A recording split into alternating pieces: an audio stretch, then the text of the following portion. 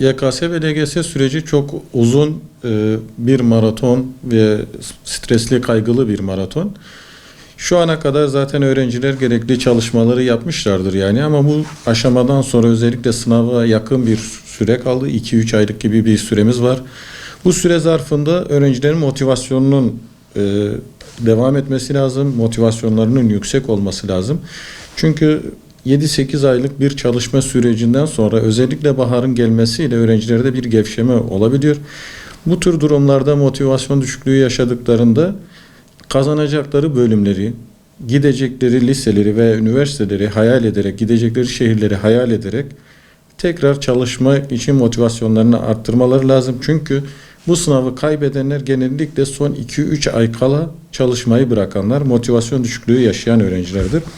Bu süreç içerisinde öğrencilerin yapacağı bir başka konu ise şudur: İlk etapta çalışmalarını planlamaları lazım. Yani kalan süreyi ben nasıl kullanabilirim? Eksik konularını ilk etapta tespit edecek. Bu eksik konulardan yarım tam bilenleri daha güçlü hale getirip bol bol soru çözerek, eksik yarım yamalak olanları ise onları güçlendirerek hiç bilmediği konulara şu şekilde bir göz atacak. Bu konulardan kaç tane soru çıkıyor ve ben bu süre zarfında çalışırsam bu konuları bitirebilir miyim acaba? Bunun bir önce analizini yapacak. Eğer az soru çıkıyorsa ve 2-3 ay boyunca vaktini ayırdığı takdirde bu konuları bitiremeyecekse, bu konuları bırakıp daha fazla sorunun çıktığı konuları daha sağlam hale getirirse daha iyi olur.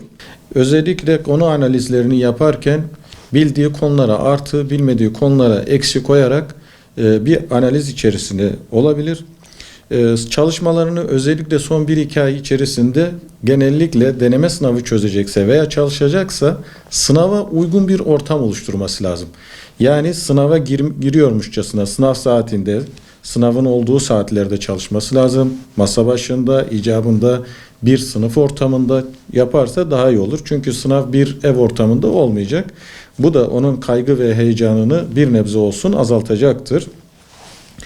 Bir diğer konu ise deneme sınavı. Bu girdiğimiz son düzlükte özellikle son 1-2 ayda bol bol deneme sınavı çözmesi lazım. Deneme sınavlarını çözerken de sadece kuru kuruya bir deneme sınavı çözme olmasın. Yani yanlış yaptığı konulara şöyle bir baksın, yani sorulara.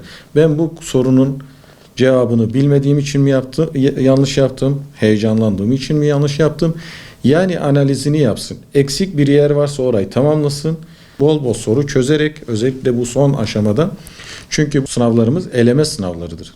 Zamanla yarıştığımız sınavlardır ve eğer biz zamanında yetiştiremezsek, ne kadar bilirsek bile biz o sınavdan istediğimiz puanı elde edememiş oluruz. Bundan dolayı bol bol soru çözmek lazım ve hız kazanmak lazım. Zamanı iyi kullanmak lazım.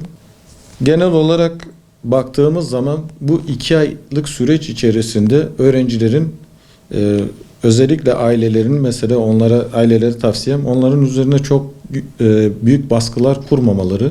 Öğrenci kendini baskı altında hissettiği zaman daha fazla hata yapar ve çalışmayı sürdüremez.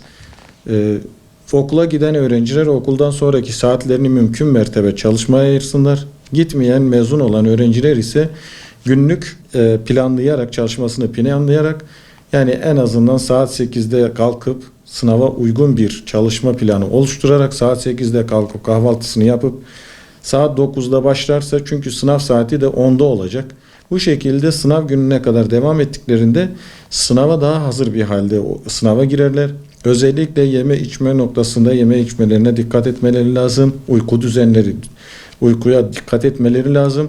Yani bunların tamamı başarıya ve sınav başarısına etki eden şeylerdir. Aday ne kadar eğer çalışmasını eksiksiz yapmışsa üstündeki kaygı, baskı ve heyecan o kadar azalacaktır.